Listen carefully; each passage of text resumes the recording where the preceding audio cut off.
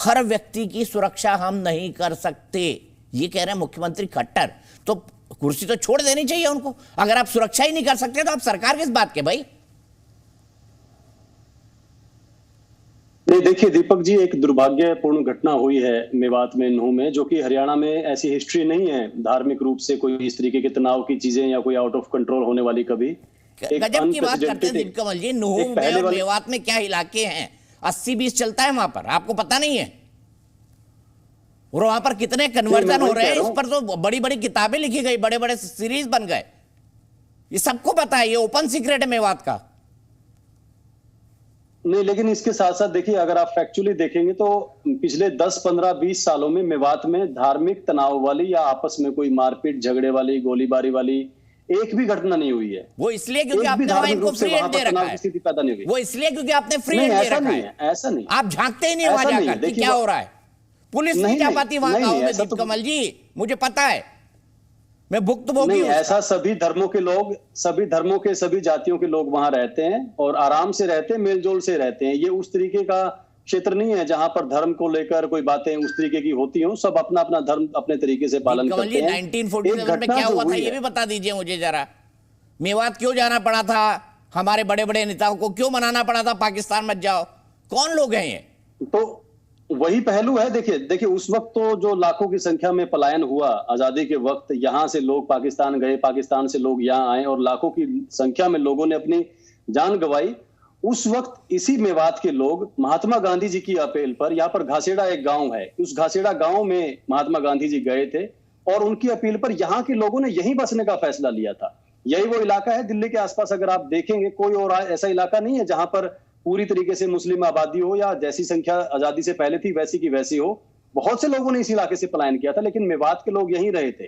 और मैं अच्छे से जानता हूं, मेरे भी बहुत सारे वहां जानकार हैं, उनकी सोच, उनका कोई नजरिया ऐसा नहीं है कि हम उनको इस तरीके से लेबल करें कि वो कोई देश विरोधी, क्योंकि दिल्ली के इतना नजदीक रहते हैं, गुड़गांव के इतना नजदीक रहते हैं। अगर ऐसी कोई सोच वाले लोग होते तो इतने सालों से ऐसा संभव नहीं है कि वो वहां रह रहे होते और कोई उन पर किसी की ऐसी नजर नहीं पड़ती या उनकी कोई ऐसी गुस्ताखी किसी को पता नहीं चलती।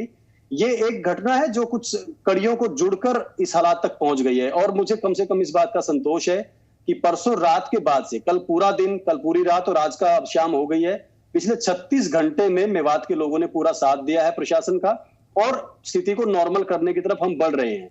लगभग स्थिति नॉर्मल हो गई है वहां पर। आज दिन में 2 घंटे के लिए कर्फ्यू भी हटाया गया नूह में, मेवात में, और उसको टेस्ट किया गया। कल इसको और बढ़ाकर देखेंगे, अगर स्थिति नॉर्मल रहती है तो अगले 2-4 दिन में इसको पूरी तरीके से मेरा एक सवाल, ठीक है सब बात मान ली, हर व्यक्ति की सुरक्षा सरकार नहीं कर सकती, क्या ऐसे मुख्यमंत्री को रहने का हक होना चाहिए?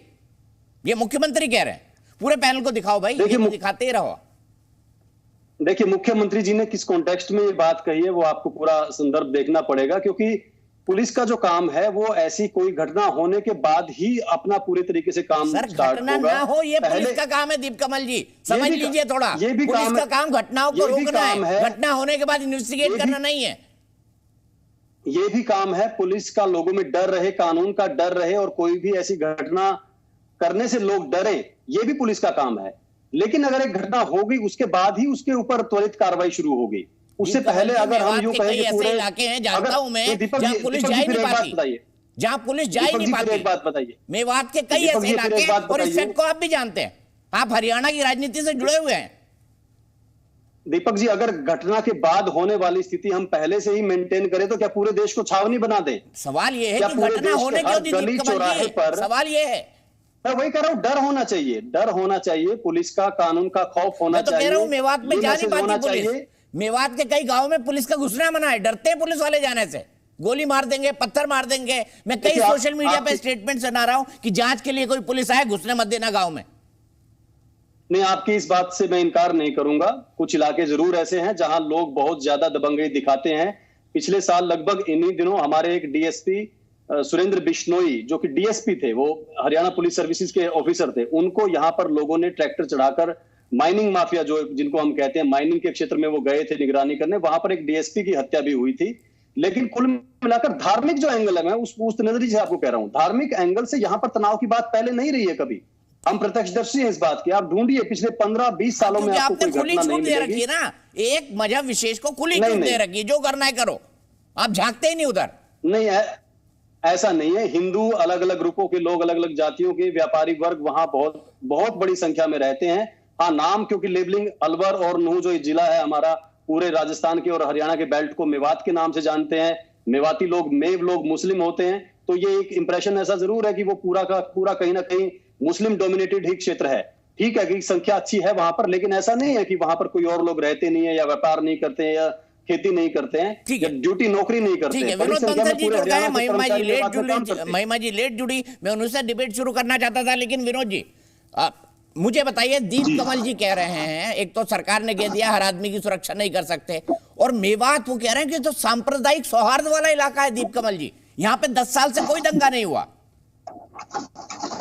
देखिए बात यह है कि इस सच्चाई को कोई झुठला नहीं सकता कि आखिरकार स्वयं मुख्यमंत्री आकर के 3 बार नूह में आकर के प्रेस कॉन्फ्रेंस भी की, उन्होंने नूह में आकर के अधिकारियों को एड्रेस भी किया, नूह में आकर के माननीय मुख्यमंत्री जी ने वादा भी किया था कि हम वहाँ के मेवात क्षेत्र में जो मंदिर हैं उनकी सुरक्षा के लिए, उनके पुजारियों की सुरक्षा के लिए हम एंडोमेंट बोर्ड लाएंगे। आपको याद होगा दीपक जी, लेकिन वो घोषणा ही रहेगी, अभी तक उसको अमल नहीं हुआ। दूसरी बात ये थी कि वहां पर जो है जो मेवात क्षेत्र में एक आर्मी का या कोई सीआरपीएफ का कंटोनमेंट बोर्ड भी बनाना था, कंटोनमेंट भी लगाना था, तो वो भी बेसिकली उसमें भी जो ये जिहादियों के प्रेशर के कारण आज तक वो वहां पर स्थापित ही नहीं हो पाया। तीसरी बात यह है कि उन्होंने ये कहा था कि भी एजुकेशनल इंस्टीट्यूशन से और उनको भी सब हमको सैनिटाइज करेंगे और जो जिहादी एलिमेंट है उनको हम उनके खिलाफ कठोर कार्रवाई करेंगे। आप देखिए कि निकिता तोमर की हत्या इसी मेवात रीजन में हुई थी ना जी, और आखिरकार ये जो कितने सारे गौ रक्षक चाहे पुलिस बल के जवान हो या सिक्योरिटी फोर्सेस के जवान हो या हिंदू कम्युनिटी के लोग हो, उनके कितने लोगों की हत्या हुई है। और आप देखिए जैसे कि आपने बताया कि ये बिल्कुल सच्चाई है, सच्चाई को कोई नकार नहीं सकता कि वहाँ पुलिस बल जाने में भी डरता है। ऐसे बहुत सारे गांव हैं वहां पर, और आपको पता है कि 303 गांव तो हिंदू विहीन हो चुके हैं। अभी 2 कमीशन की रिपोर्ट भी बाकायदा माननीय मुख्यमंत्री जी को सौंपी जा चुकी है, जिसमें जैसे एक पर अपने जीडी बख्शी जी की रिपोर्ट है और एक रिटायर्ड जस्टिस पवन कुमार की रिपोर्ट है। तो बाकायदा मुख्यमंत्री जी ने कहा भी था कि हम जो है ना इस पर कठोर कार्रवाई करेंगे, लेकिन आज तक वो कार्रवाई कहाँ गई समझ में नहीं आता। अभी जो जिस तरह की घटना घटी है, ये आप देखिए कि जिस तरह से उनके तीर्थयात्रियों को बचाने के लिए और हरियाणा के मुख्यमंत्री ने खुद निर्देश देकर के वहां पर जो है रेस्क्यू ऑपरेशन के लिए एयर ड्रॉप करना पड़ा आर्मी को या सिक्योरिटी फोर्सेस को, तो ये अपने आप में बहुत बड़ी चूक है।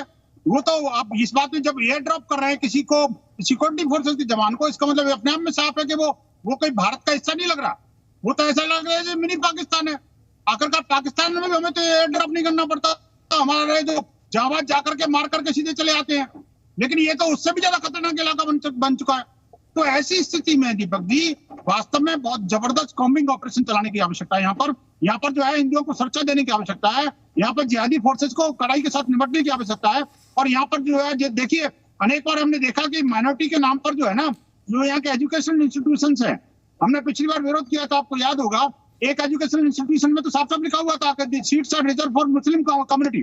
अरे कमाल की बात है, एक तरफ माइनॉरिटी की बात करते हो, जो माइनॉरिटी वास्तव में उसको तो माइनॉरिटी नहीं मानते, वहां पर जाकर जो रियल माइनॉरिटी है उसको हमले होते हैं वहां की मेजोरिटी कम्युनिटी के द्वारा, और उसके बावजूद पुलिस प्रशासन शासन मुख्य दर्शकों को बना रहता है।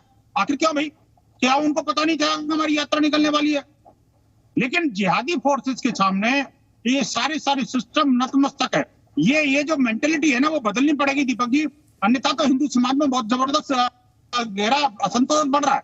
और ये सरकार को, पुलिस प्रशासन के साथ साथ जो जिहादी एलिमेंट है, उनके जो पैरोकार हैं, आपके पहले दो लोग अभी थोड़ी देर बाद देखना कैसे उचक के उनके सपोर्ट करते हैं।